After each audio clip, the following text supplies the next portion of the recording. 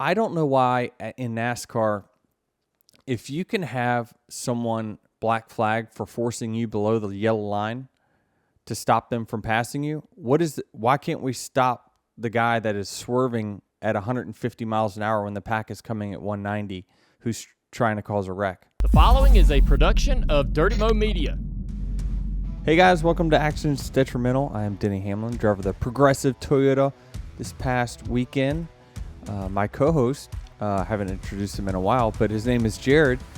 He used to be Red Vest 311. What were you this week? Red Vest 330. Why were you Red Vest 330? So after Bristol, I got a new backpack, and my vest. Was it a gift or like you wanted to get a new one? It was a gift. It was a gift. It was a gift, and I moved all my stuff that I needed for the off week into that new backpack. Red Vest 311 not being one of those things. People saw my off week. What was your off week? I went out to Utah with some buddies. We went camping, backpacking, climbing, an adventure week. Sounds riveting. In Utah. It's great.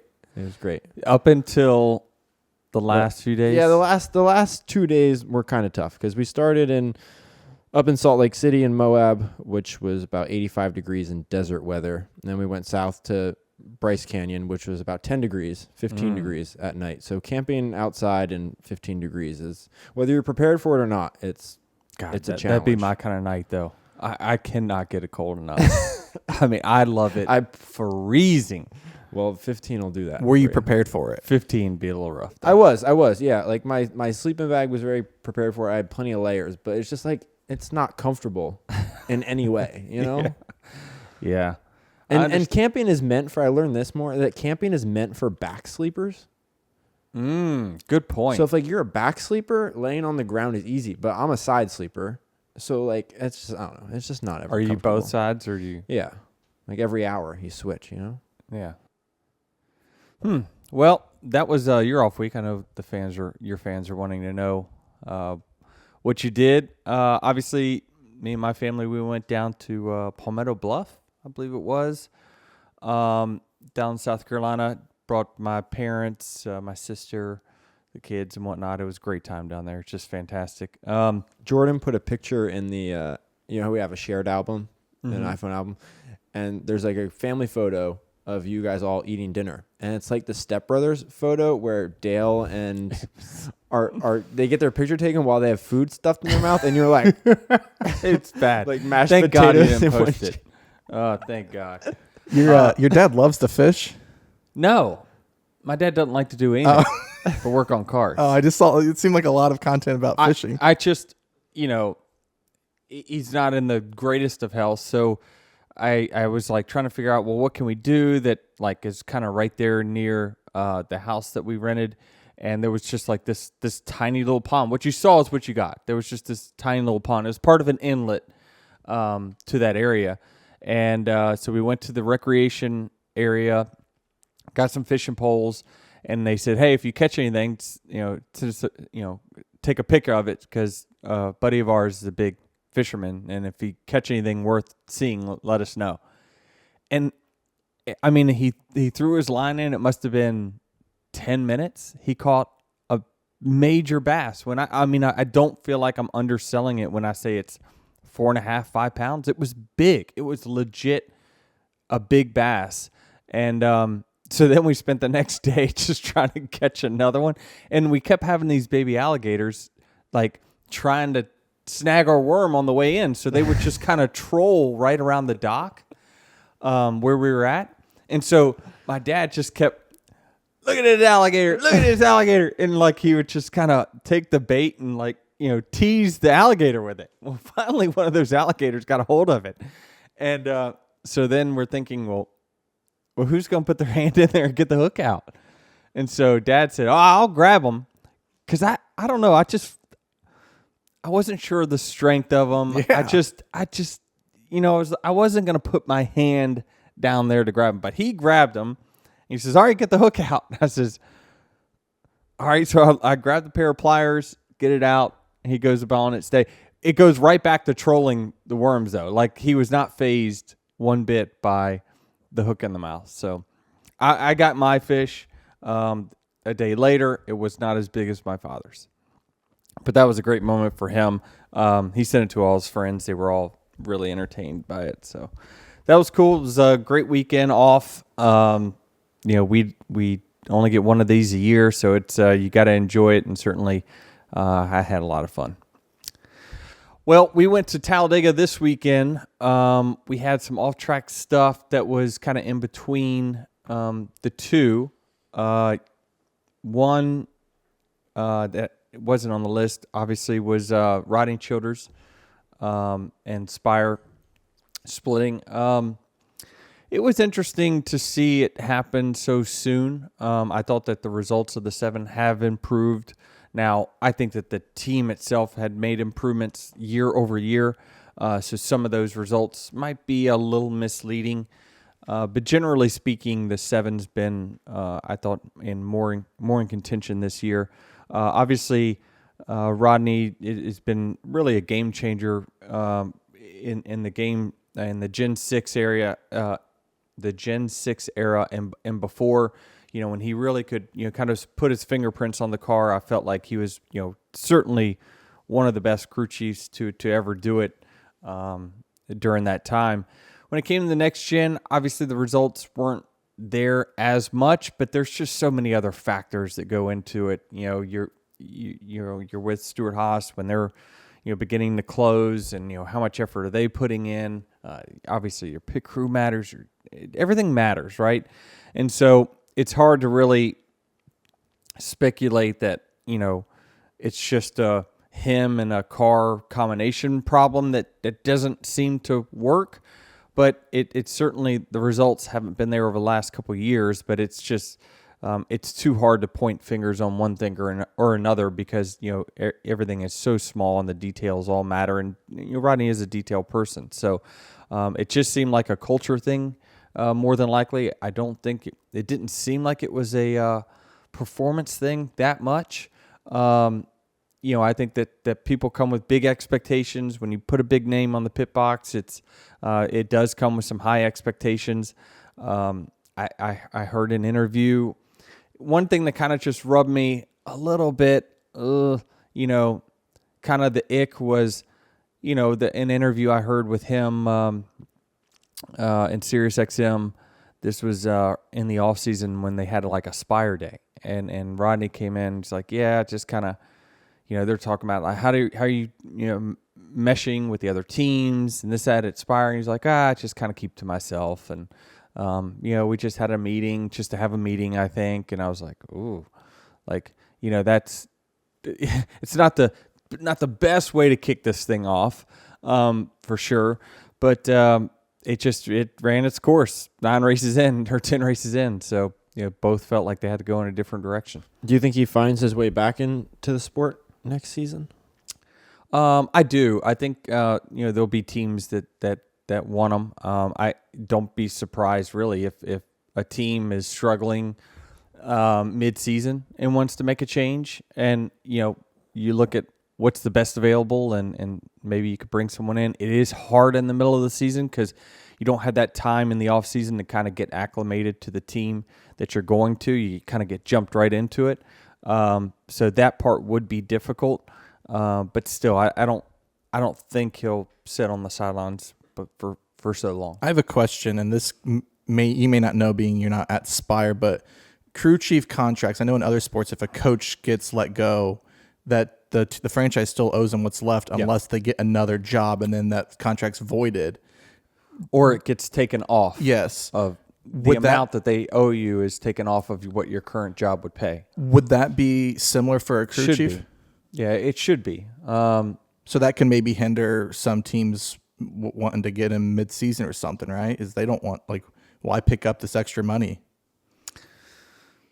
Yeah, I think it just depends on how dire your situation is, probably, more than likely, right? And then for Rodney, what it allows more than likely is the ability to be patient and pick and choose kind of what might be the best scenario for you, being that you're getting paid likely anyway. Just because you're involved with 2 different race teams, 2311 and JGR, how much different do you think the cultures are at these different race teams? Like, is everyone like in a team-based culture at this point where we're all kind of pushing? Well, all put our chips in. Everyone tries to create that culture. It's very, very hard to do. Every team still does run differently.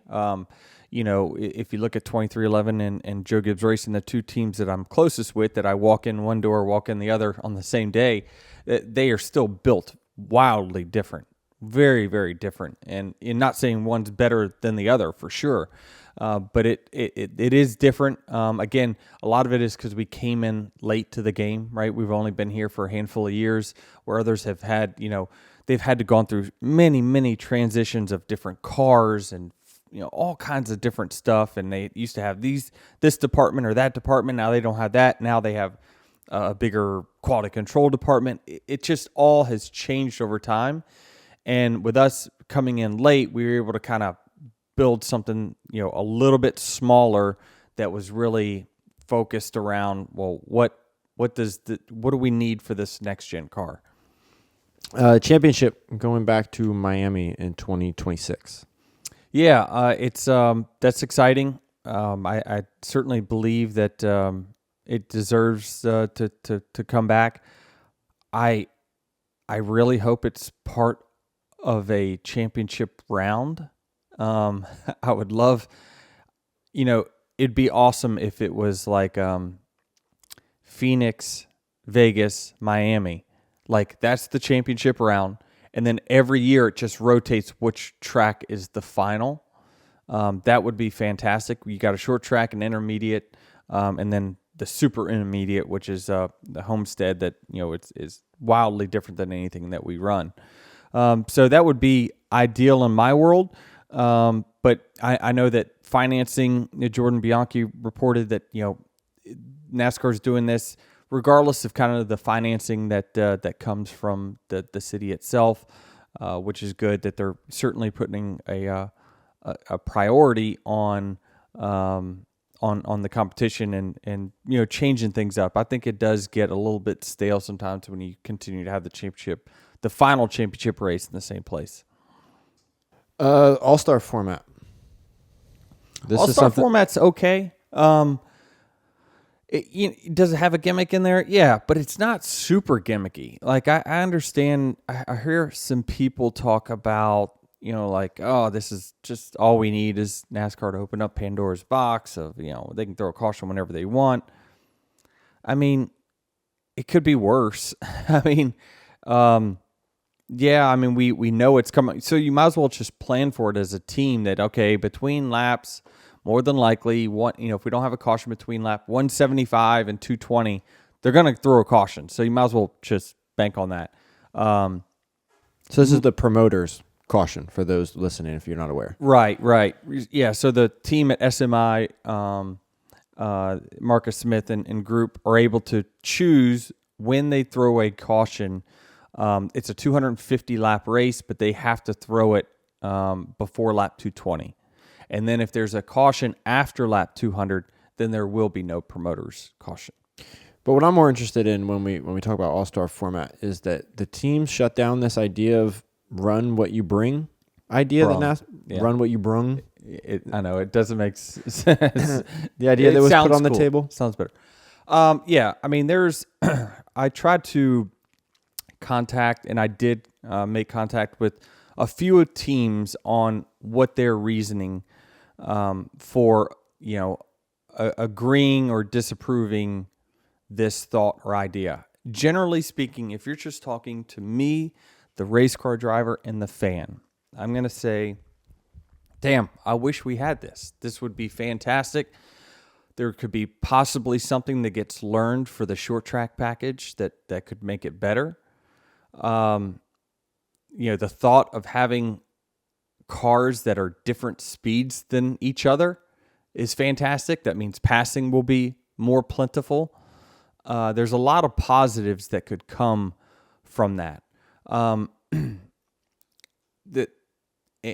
I know Jeff Gluck had a massive rant last night on the teardown about the teams, talking about the money. But it is a reality that everyone wants to go have fun and do all these things, but who is going to pay for it? Let me tell you from a 2311 perspective of why I believe that this was not a good idea for us.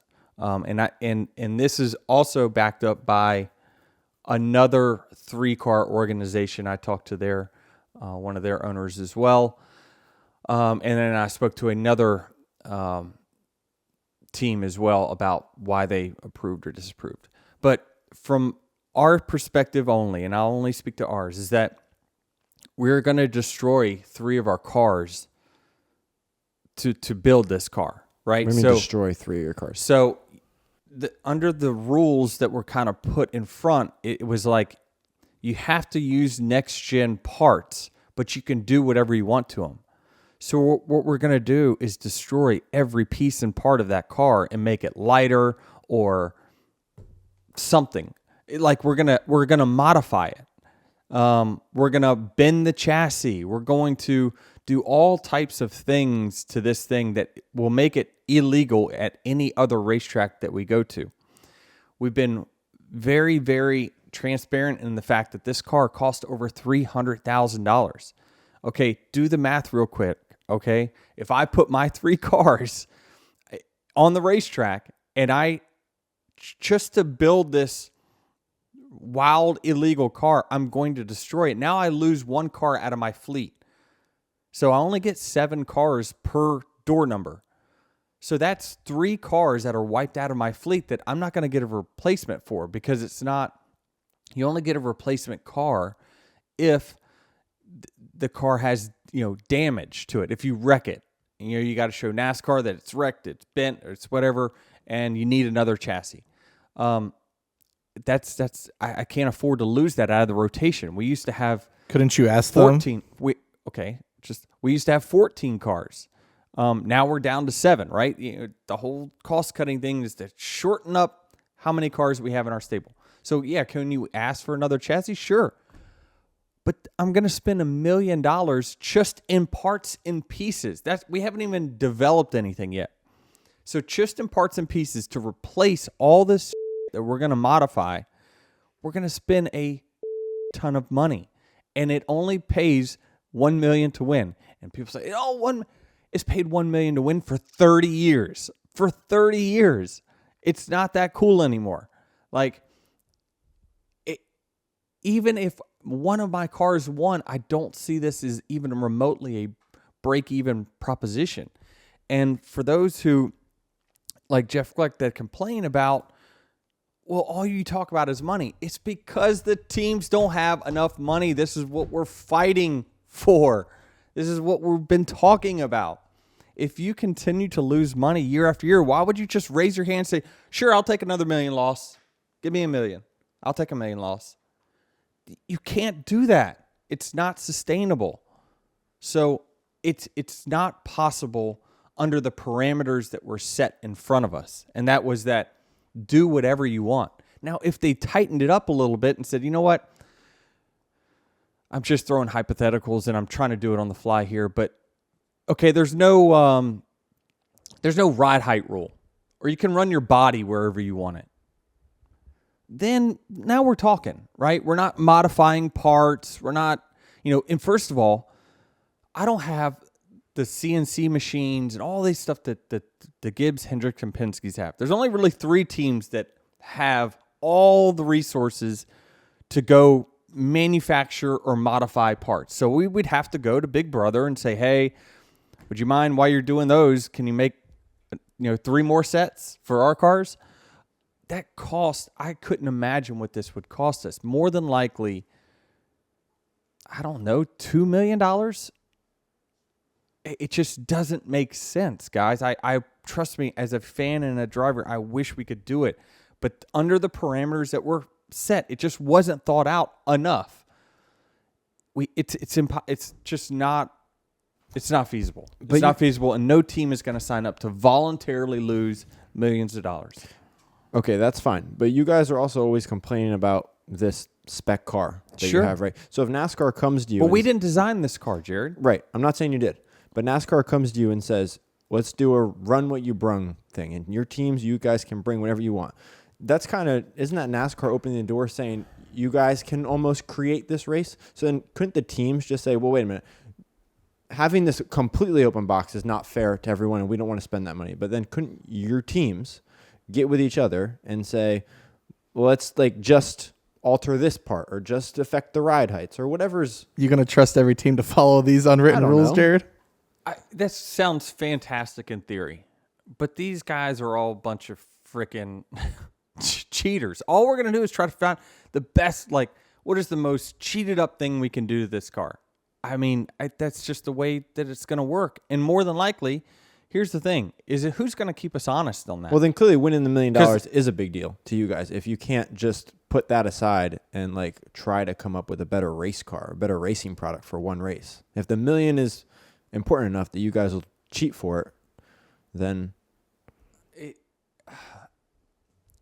it's not. It's a little bit about winning, but it's not about winning the $1 million. It's not losing $2. That's just. But you can set your own parameters so you don't lose $2. You can't set your own parameters because NASCAR more than likely wasn't going to have any officials at the racetrack to do the checks and balances. Right. It's kind of like just it's on the teams to set their own checks and balances, if you will. That's not the way competition works. Unfortunately, I mean, it's when it comes to competition in sport, you're going to do whatever it takes to win. You see it kind of the whole Shedeur Sanders thing this week. Like these people think that the teams colluded to, not draft them. Yeah, right. These NFL teams are selfish as shit. Like they're going to do whatever they can to win because that is the deal for them. I don't know. I wish there was I do think where we're running the ride height of our cars on short tracks is really, really detrimental to them handling in traffic. Could we just get rid of that? Say, hey, you can run whatever spoiler, whatever, you can run the car at whatever ride height you want. So if you want to put the back end a foot up in the air, go right ahead. Like, those are easy enough things. I mean, it's not easy. I don't work in the shop. But it's things like that you could do that would make the cars look different, run different, and maybe you learn something for the next gen going forward. But it's a project, honestly, that NASCAR needs to invest in to getting better, not us. We've already invested in this damn thing. When did this proposal, this idea get brought to the teams? Like, did you guys even have enough time to I was notified about a month ago. So is that even enough time for you to because you guys have focusing on all these other races too, to spend time building this one car? Like, is that even So you know what my reaction was? Is that when I was just like every race fan and everyone else, is when they said that to me and they said, hey, they're talking about doing a run what you brung for the All-Star. I was like, oh, sweet. That is going to be sweet. And then my team says, hey, here's the side effects of that. Here's what we're going to spend. And I'm like, we can't do that. Can't afford to do that. So it's just triple the prize money. Let's do it then. It just feels like a missed opportunity overall. I don't disagree with you, but you can't just pay the same for the last 30 years and say, we're going to open it up and you can spend whatever you want to win the race. It's going to be an arms race of whoever's got the most money they're willing to spend and actually have the resources to do it. I mean, you know who those teams are. I agree with that. Inflation's a thing. You should be getting a raise every couple of years to keep up with it. Yeah. Anyway, Jeff Gluck's rant was good. Having him almost drop the F-bomb was hilarious. No, he did. He did. And he didn't bleep it out in the one I saw. Maybe it was live. Well, yeah, he did it live on YouTube. So obviously the podcast afterwards has the bleeped version. Hey, this is Dale Jr., and for the latest Actions Detrimental gear, go to shop.dirtymomedia.com. We've got plenty of options for you. We're adding new stuff all the time.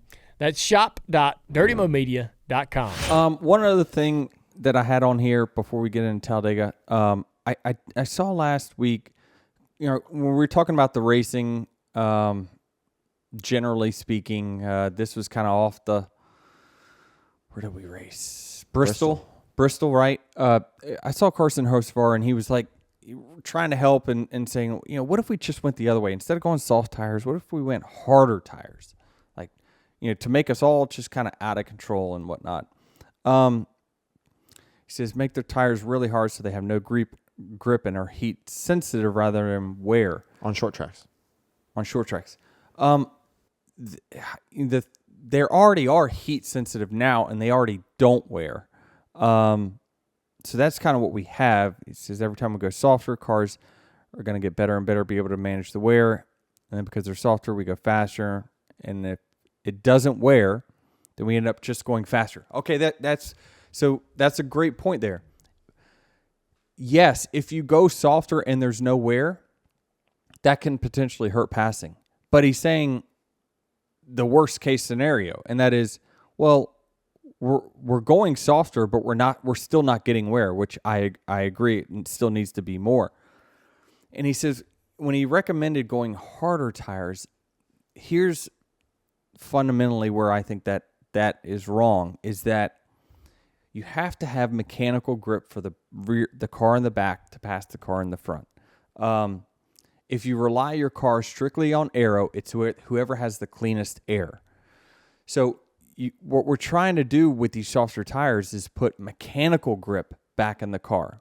That way, when these cars have a lot of grip in them, as you're talking about, it's mechanical grip, and that way you're not as affected by the aero. And what happens when you put the hard tires on is that they need a really high saturation number. So it's hard to explain this, but let's just say a hard tire needs 2,000 pounds of load on it, pushing down on it for it actually to grip the racetrack.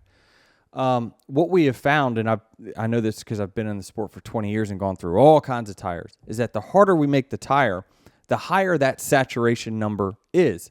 So the more load that tire needs in order to grip. Well, when you get behind somebody, you don't have that load anymore. So what it does is the tire just skips across the racetrack, and that's why you see in in-car cameras and whatnot, cars get behind each other, and then boom, they'll take off. Like you'll see them just kind of. It's because the tire no longer has that load pushing down on it, and it's not gripping the racetrack anymore. Now it just skips across the track. Right, because when you're behind a car, the air is lifting the car up off the track. So exactly. Right. So that's why we need softer tires to, when you get behind somebody, that saturation number to load it is lower, and then that creates the rear car not losing as much grip when it loses aero load. So that's my reason. I just thought it was an interesting tweet. And it's, Carson, like everyone else, is just trying to come up with some sort of solution of how we can fix the short track stuff. It is still some of the tires' responsibility. It's mostly the car's responsibility. We haven't, moved the needle on the car yet, so we're trying to Band-Aid it with tires. That's where we're at. And in my opinion, that's why hard tires will not work. It's just you won't be able to saturate them enough in traffic. Well, fortunately, we're not talking about tires this week because tires could not matter any less at Talladega. Right. Yeah, I think we could have ran a whole race on them. So that was one thing. It was certainly a strategy-filled race.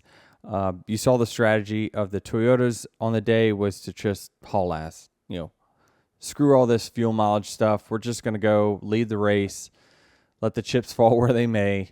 And it worked out in stage one. Now there was a caution where we didn't really get to see exactly where everything was going to cycle. But that, it was a net gain for us there. But at the end of the race, I don't know. I mean, it's a difficult situation because we had the track position. We didn't take on that much more fuel than the cars that netted out in front of us, but through the cycle. Now you can just through the cycle is a table full of categories in which you got to be fast at. Like, did we all not do a good job entering the pits? Did we all do not didn't do a good job in the pits or accelerating. Like there's a lot of factors that come up with why you didn't cycle back to the front. But either way, we netted like a second or so, maybe a second and a half behind what the lead cars did. Now, that was, yes, aided by Ross Chastain roadblocking the track. I don't know why in NASCAR, if you can have someone black flag for forcing you below the yellow line to stop them from passing you, why can't we stop the guy that is swerving at 150 miles an hour when the pack is coming at 190 who's trying to cause a wreck? Well, he's not trying to cause a wreck because he'd be in it.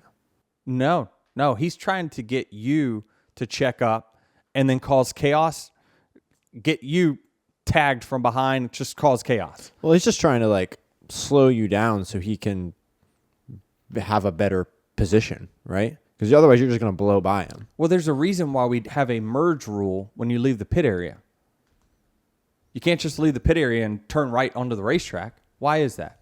I don't know. What do they say in the driver's meeting? Okay, use your brain here. Why when you're leaving the pit area at 55, can you not just turn right onto the racetrack? Because you're not up to speed with the rest of the cars. Okay. So why is it, because it's an unsafe condition, why is it safe to say that someone running 20 miles an hour slower can just swerve in front of the pack and cause it?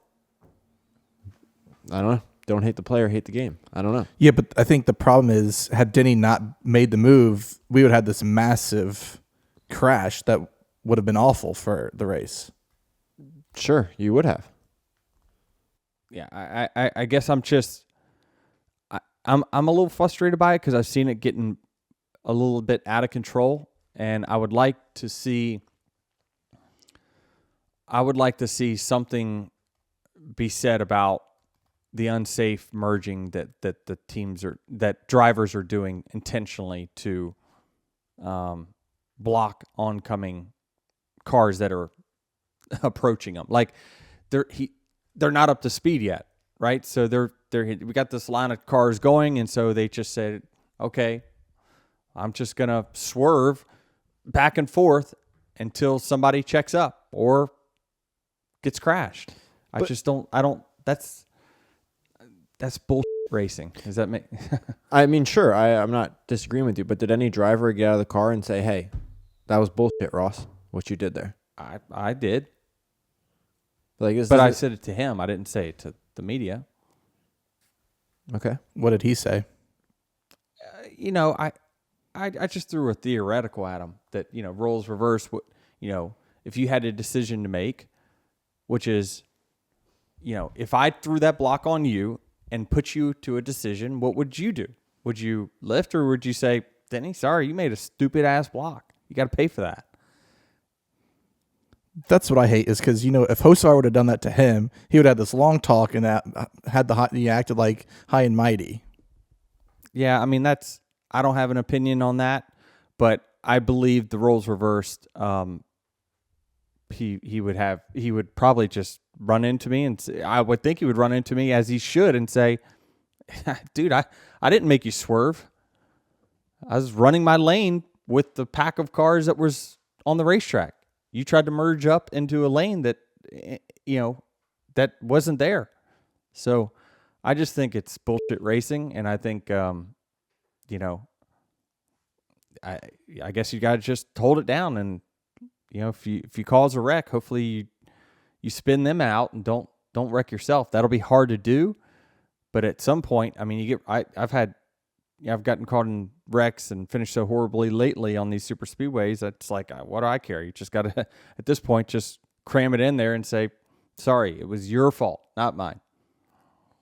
Yeah, I'm watching the replay here. Do you think the Toyotas get back to the front? No, I don't think so. I just don't think we had enough steam to get there. I thought that we could probably get somewhere inside the top 10, but not really. At what speed is it okay for him to do? Like, how do you police this? Well, at what speed is it okay? I mean, I think you can use common sense. Like, there shouldn't be a rule.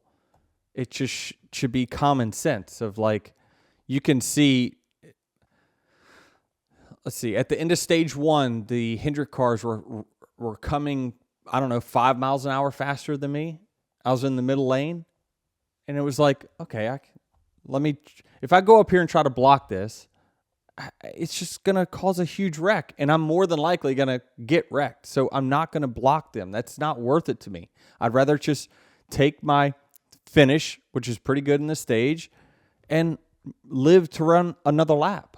And that's only 5 miles an hour difference. I mean, we're going. It's not that. It's significantly. I don't even think that's a good example, right? Because it's like a train of cars that didn't pit with you. That's clearly you see it in every Talladega Daytona race. Whenever this situation arises, that there's a slower car on track, and this train of cars is going to blow by them. And like, didn't Suarez do it a few years ago and got wrecked last year? Like trying to merge. It's been a track house thing. Yeah. Yeah. Where a lap down and tried to get. We're gonna just swerve and let you guys figure it out. It's just, to me, it's an unsafe pit exit. No different than why we have to run the apron all the way to turn 2 until we get up to speed. But I don't know. It's certainly frustrating, and it ain't ended bad yet, but it will next time that happens. Outside of that, what's your thoughts on this race as a whole? Everyone I watched within the sport enjoyed this race, or was in favor of what we saw yesterday. It was okay. It was an okay race. I think that certainly the Toyotas made it better by at least trying to run wide open and run as fast as we could, and say screw the fuel mileage game. The pack tried it. The Fords tried to block the field. If you saw at the very beginning of the race, they went 4 wide and then just kind of stopped all the lanes. That's kind of their strategy, is to do that. And it's been really effective for them, is to just kind of log jam the racetrack to where, even if you wanted to go, there is nowhere to go. So we were, as the Toyotas, were able to shuck out a few guys here and there to get to the front of one of the lines. And then we went ahead and got to the lead, went to the bottom, ran as fast as we could. And obviously it worked out for us at the end of stage 1.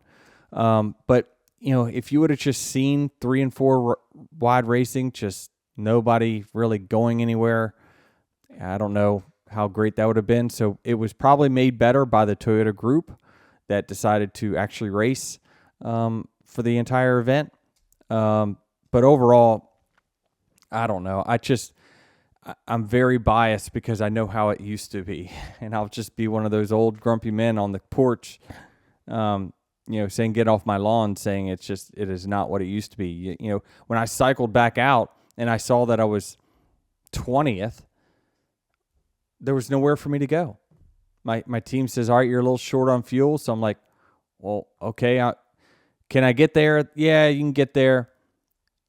Even if I wanted to go, I couldn't. There's nowhere to go. It's 2x2. You cannot pull out a line with this car because of how much drag it has. So that's why you saw the Hendrick guys just pushing. I heard him saying on TV, Larson's backing up to get a run. Where's he going to go? He's on the bottom line. The 2 cars covering the bottom. You can't go anywhere. You can't force middle. There's nothing you can do. So you just stay in the line that you're in, and super speedway race after super speedway race is just going to be constantly a battle over who can get in and out of the pits the quickest. That's it. That's all this game is. And Penske has done it better than the rest. But that seems like it's appealing to a lot of people within the sport from the commentary that I watched. Like Letarte was in favor. It's 40% no. Yeah, who are you saying? I watched the Tarts podcast. He was in favor of this racing. What network was that on? You know the answer to that question. Well, why don't you answer it? NASCAR. Okay. Moving on. I don't think fans were overly thrilled. Yeah, I don't think so either, Jared. We're 2x2. You can't go anywhere. Yeah, I don't know. Play somewhere dirty mode. There's a clip 3 years ago me saying we better address the super speedway package. I know it ain't getting any attention, but it's not good. You can't pull out. Can't pull out a line. So we just run 2x2 at the end. That's what we did. It's just you heard Kyle Larson say it. We're just going half car length here, half car length here, half car length here, half car length here. No one can go anywhere. But that So four-wide it's just- racing looked exciting. Jesus. Wow. You're like Jordan Bianchi. I don't know. It's I so wish I was able to just make quick changes. I would saw off the spoiler to be half the size. I would cut a horsepower out and say, go racing. Scott Graves Gotta get fucking drag out of these cars. Scott Graves is curious if he can file an insurance claim with Progressive. Do you know anything about that? He can Call it flow. call flow, but unfortunately for RFK, it's a one car maximum, and it looked like they needed 3 claims yesterday. What happened on this Seabell wreck that took out Chris? Fucking racing. I don't know. We were running 177 miles per hour is what it said.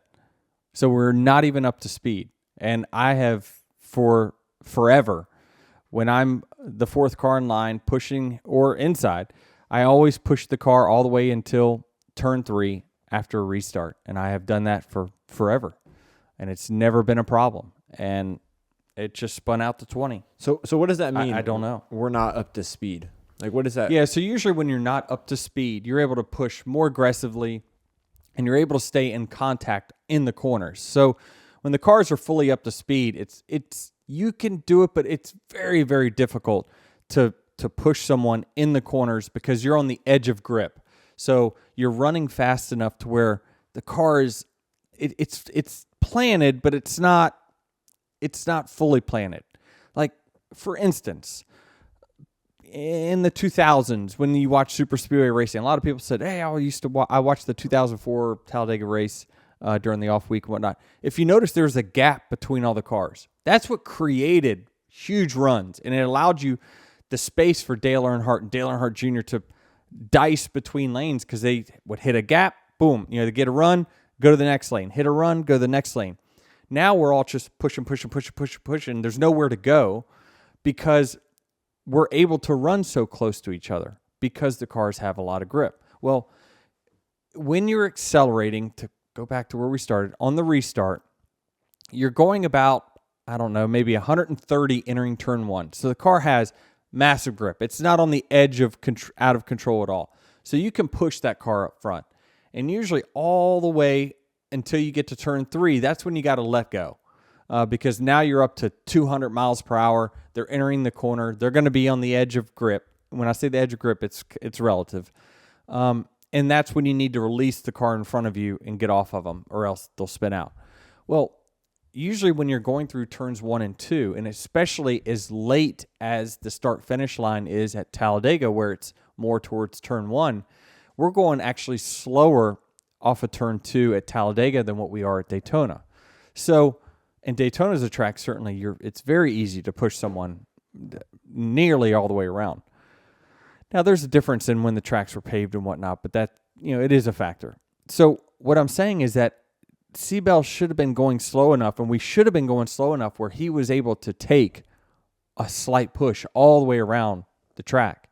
And so when he went around, it wasn't like, I can feel when I'm into the back of someone, like how hard I'm into their bumper.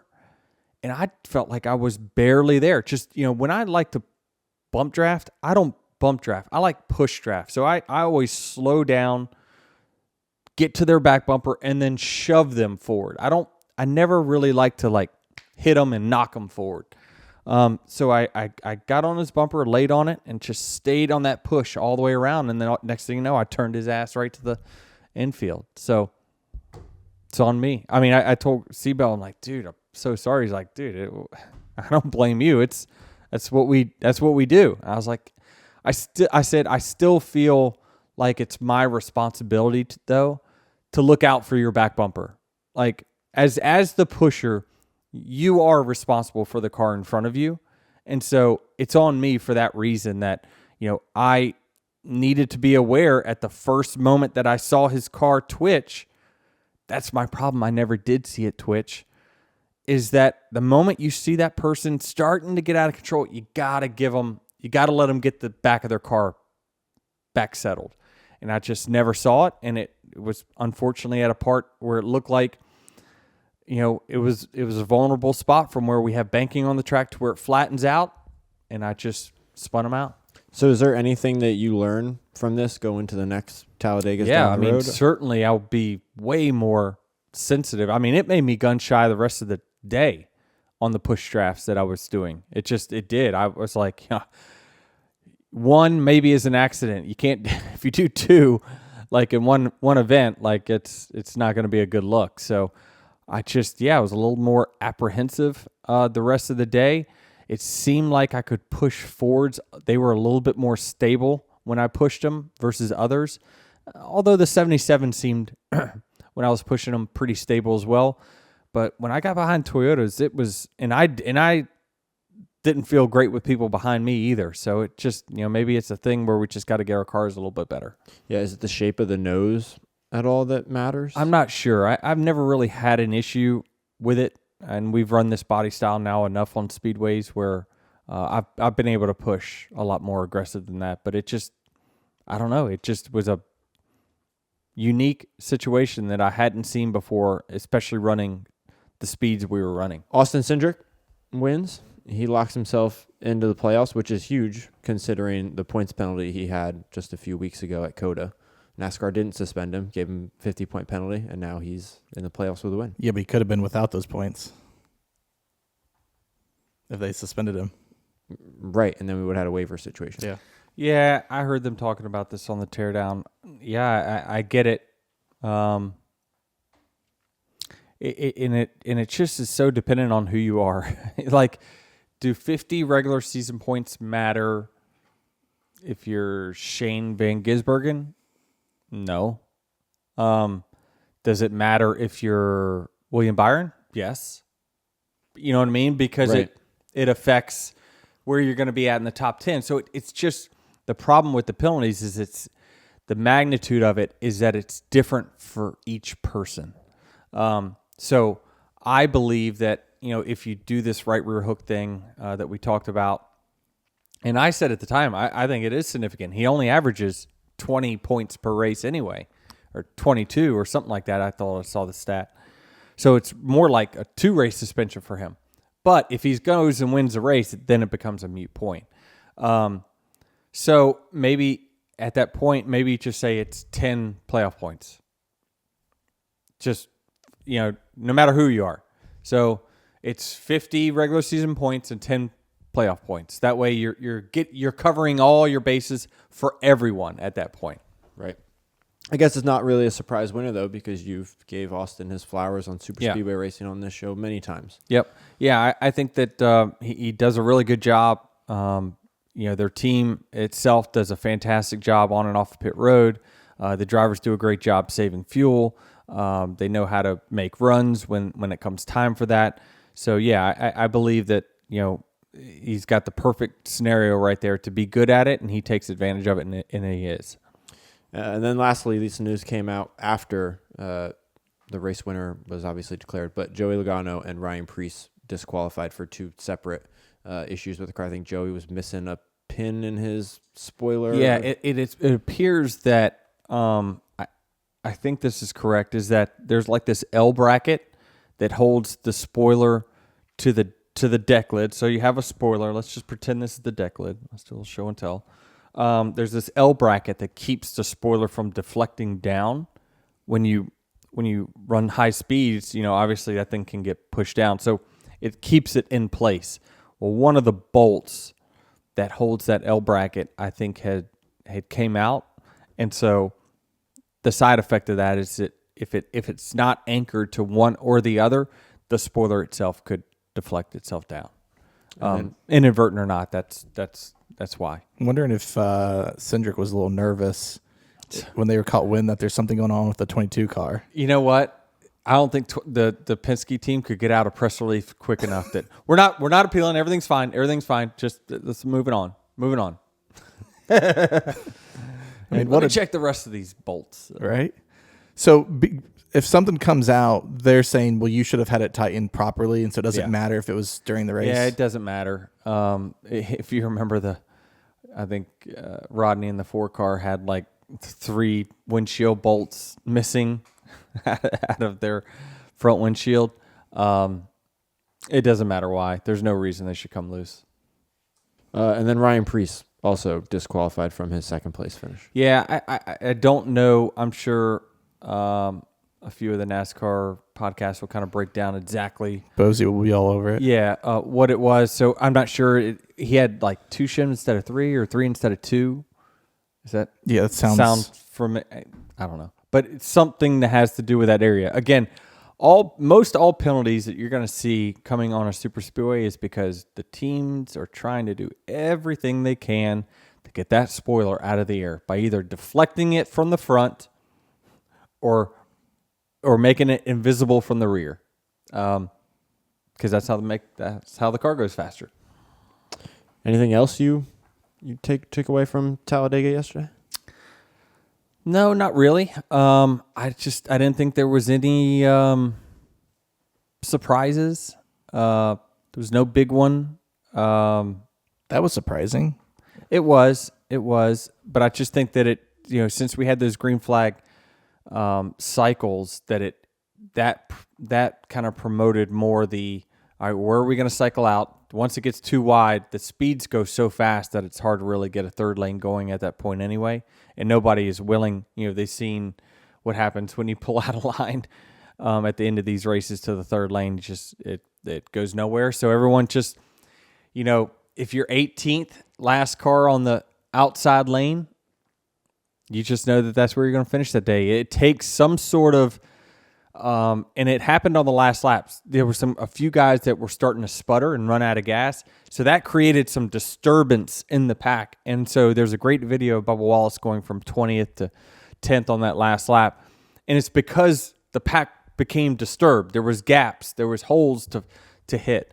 That's what we used to have all the time because you couldn't run that close to each other and push as much as you could now. So, yeah, I just think that this is what you got once you get in line. Once you cycle out wherever you're at on that after the pit stop, that most likely, without a crash, you're going to finish within 2 to 3 positions of whatever that spot is. Yeah, this onboard camera of Bubba just looks like he's going faster than everyone else in front of him. Yeah, so what happens is the car sputters that's in the middle of the pack. He jumbles up that. They start spreading out and going all over the place. And then it creates a little chaos. But then within a half lap, everyone gets their shit back together and gets back in line. So, did y'all see the Joey Logano rant? Yes. Yes.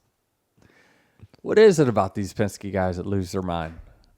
I mean, he just ripped Austin a new one. And he was wrong. I'm not saying he was right. I'm just saying, like, these guys are hot under the collar. So are you conscious of when you're mad knowing not to press the button because of how social media is now? Like, do you ever have these moments or like, why is it just them? I don't know. I don't want to seem like I don't care, but I don't care you're going to the end of a stage and like you lost your mind because the 2 didn't put, the 2 checked up, right? The 2 checked up. Like, I think that rant is only warranted if like the 2 car pushes the other guy by you. Does that make any sense? Like if your teammate pushes them by, then I think you can say, what the hell, Cindric, why'd you do that? But then you kind of let it go. But he was just going on, and it's like he thought it was just a given that he was going to win this thing if Cindric would have done his job properly, which Cindric said, I was trying to do my job properly and not wreck your ass. I don't know, man. These guys, they got some wires crossed when they put that helmet on. It's wild. It's I don't know. Maybe my intensity is just not quite where it needs to be. I don't know. But You didn't even imagine react getting to the Ross block on the radio at the time. I mean, what am I going to fix by airing it out? Personally, on the radio, don't save it for the show. Don't react on. I mean, you're not going to fix anything at that point. But does it just make you feel better to yell? Sometimes. But I don't know. I think that I've learned over the last 20 years that like there's certain times for it, not because what it does is, does it, when they have to go into their meeting on Monday or Tuesday, now are they going to have a one-on-one talk? Yes. Like, who wants that? Like, it's just, I don't know. Like, the person's going to hear it. Like, I don't know. It's different for different strokes for different folks. Let's just say that. Unfortunately for Joey, Austin got the last laugh. And then Joey got DQ'd.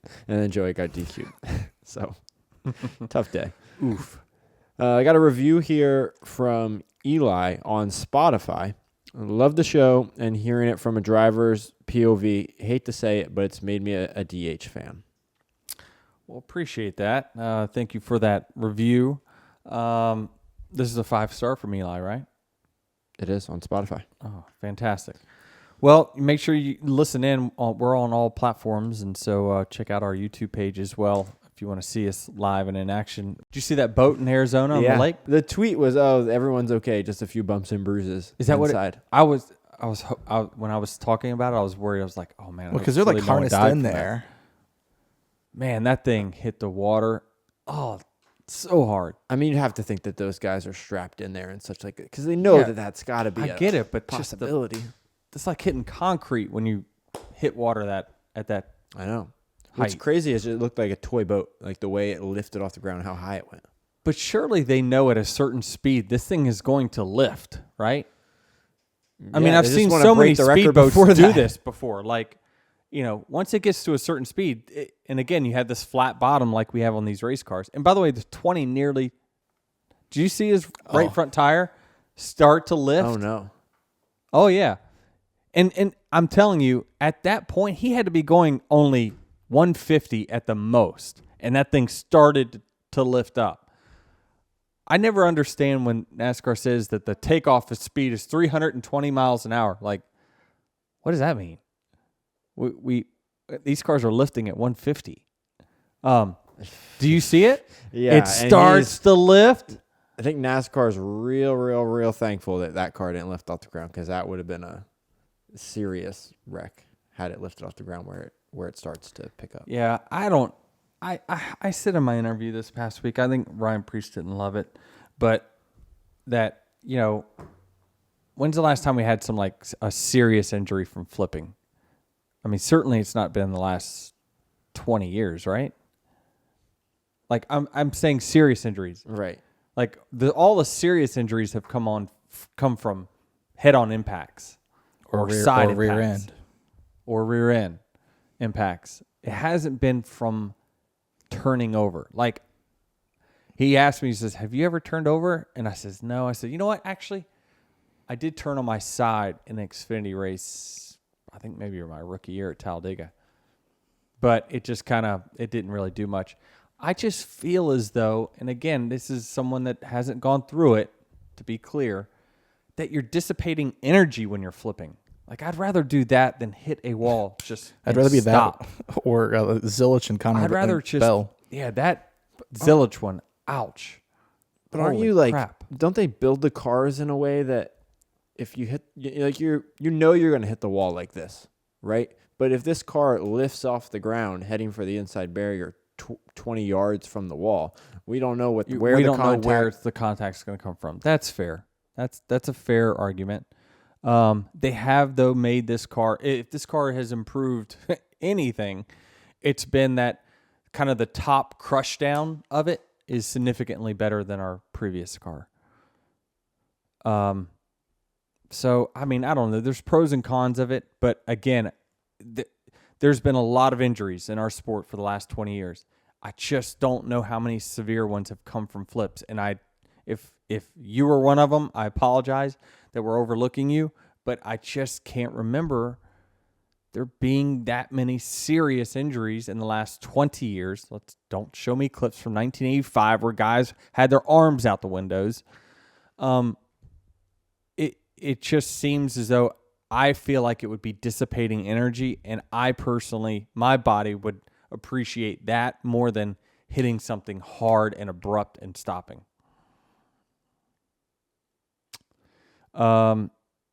We did have an Xfinity race, by the way. We did. Austin Hill. We just overlooked it because it was just another Austin Hill Superspeedway victory. But let me give everyone their due. We want to give these Xfinity guys at least a little bit of time here. Just 5 minutes, maybe less. Austin Hill now becomes the winningest Superspeedway racer in Xfinity. Is that correct now? Is that a correct stat? I think I heard that. I think I heard that too. Yeah. So give him due credit for that. They obviously build fast cars. I looked in qualifying, and I think that freaking Jesse Love's car was like a half a second faster than third place or something. It was a big gap. And then Austin Hill was kind of like right in between.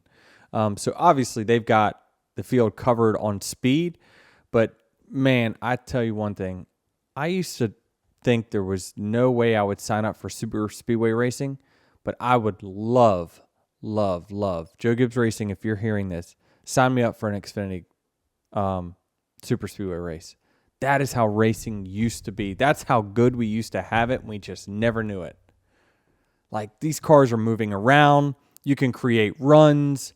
Like, just, I wish someone, I'm sure someone on social would do this for me. Give me a side-by-side of the last 2 laps of the Xfinity versus the last 2 laps of the Cup race. And tell me what was more compelling for you. The racing is so good. It's so good, and it's because they have the bubble effect where when they get close to each other, they push each other away instead of it, having to make contact. And Xfinity, it's just, man, it looks so fun. I want to do it. Before I retire, I want to do it. One more Xfinity race where, like, do you have a preference on which race? You can make runs. I probably would want to do Daytona because the runs are a little bigger at Daytona than what they are at Talladega because the air can't escape the racetrack because of the track is narrower, so the runs are more plentiful at Daytona. We'll see who's the better super speedway racer, Austin Hill or Denny Hamlin. Oh, he'd probably own me based off of his record. His super speedway luck, though. That's cool. Dale Jr. texted me in the middle of the night last night saying, I'm at a casino. I'm about to play the Buffaloes. What's the secret? He's in Vegas. Is he? Yeah. This is at 7:30. He texted me this. I says, well, it depends on the Buffalo game. There's a ton of ripoffs. You got to find the Buffalo Stampede. Found one. It paid. This is at 3 a.m. Nice. You also forgot to tell him at least $15,000. Well, that's the secret. If I had to give someone advice on it, listen, slots, don't play slots anyway, people, because it's the worst odds in the casino, and I always like to be at the best odds. But it's got me hooked. The Buffalo Stampede has got me hooked just simply because of the success that we've had with it. Is that put in enough money where you got to get to the free games and the bonus, right? Like you've been around. So you need to have, how many presses of the button do you need to allow? 50, you think? It's random. It's random though. That bar that it says fills up, that's horse. That's just the bonus bar. Visuals. Yeah, it is not totally accurate because it has gone for me from being at the N and bonus to then it goes all the way to the S. So I think give yourself enough bankroll, whatever amount you're playing, to give yourself at least 50 presses of the button. That'll get you to the bonus round where you're going to get paid. Right. And also, you got to set the rule for yourself, right? That when you told your mom this, when you 3 times your money, you get out. You get out. It feels greater when you bet $20,000 and win 60. Absolutely. But if you bet 50 and win $150, that's 3 times. My mom at where was this? Bristol. Remember, she came up. She was like, "I won. Look at these tickets," and it was like $2,000. And I'm like, "Mom, how much were you playing?" She's like $3 per. I'm like, that's like me winning $500,000. I don't know if the math adds up there, but right. I'm just saying like that's essentially what it is, right? So if you're playing $3 a hand, you win, say you put in $200, like that is 10 times your money is massive. Like get up, don't give it back. That's my advice. Ever 3 times your money, get out of there. Anyway, be sure to leave a 5-star review if you listen to the show on Spotify or watch on YouTube. Leave a comment or a question. Travis is also checking those. And if you haven't already, head over to shopdirtymomedia.com to check out all the Actions Detrimental merch that you can buy. Hey, you know where you can also play the Buffaloes? Chumba Casino. Online? Yeah. Chumba Casinos, they play all kinds of stuff for free, actually. Well, sign me up. Free Buffaloes? There you go. Chumba Casino. If you don't win, blame Denny Hamlin. Blame me. See ya.